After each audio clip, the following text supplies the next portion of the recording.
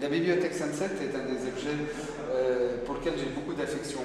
Il est vraiment à la limite entre l'art et le design, entre l'art et la sculpture. En fait, il est inspiré du pop art, du travail des artistes pop art américains qui utilisent la bande dessinée. Mon idée était de rapporter la fonction à cette bande dessinée, c'est-à-dire à créer une troisième dimension.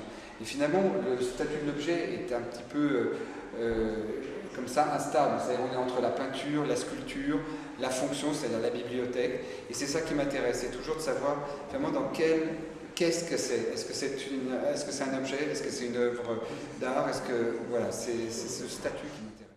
Ça, c'est un défi technique parce que, comme vous pouvez voir, les pièces de bois, c'est du bois sculpté. Donc vous pouvez voir aussi que la brillance du bois et de la dorure fait qu'on a l'impression presque d'avoir des miroirs sorcières, des miroirs en verre. En réalité, c'est du bois sculpté, laqué, doré à la feuille, verni, brillant comme ça. Donc déjà, pour arriver à cette brillance, c'est assez incroyable. Vous voyez encore les marques des feuilles d'or. Et la difficulté aussi, vous le voyez, c'est que le miroir est troué. Et que les billes viennent s'incliner dedans.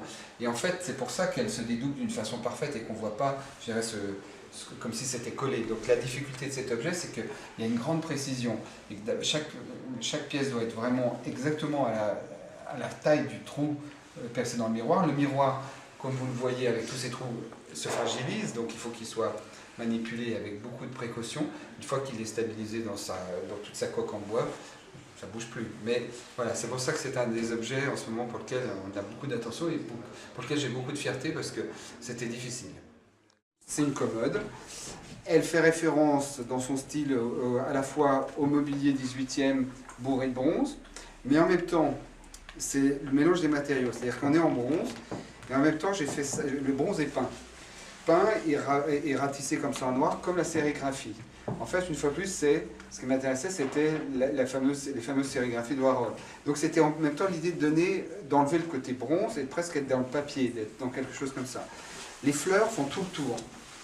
Donc c'est l'idée d'être plutôt dans une sculpture, c'est-à-dire pas d'oublier le meuble, et finalement, il n'y a pas de côté, une commode a priori, il y a un arrière, il y a un devant, et là c'est cacher la fonction, parce que les tiroirs sont là, on tire comme ça, et donc c'est cacher la fonction, mais il y a toujours la fonction dedans. Donc c'est déjà là, dans ce premier meuble, je joue cette ambiguïté.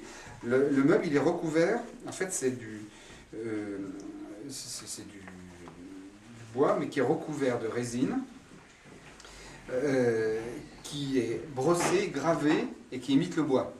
Donc c'est aussi ce goût du faux semblant, ce que je vous disais, et finalement, donc d'avoir cette sculpture un peu dessus, de dessins de végétaux, de bois, de branches.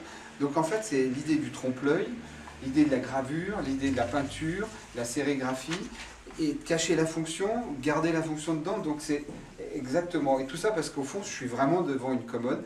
C'était un meuble que m'avait commandé la galerie en me disant il faut faire une commode quand même pour avoir un meuble fonctionnel, il me faut un meuble fonctionnel. Donc je l'ai fait fonctionnel mais j'ai fait tout pour planquer.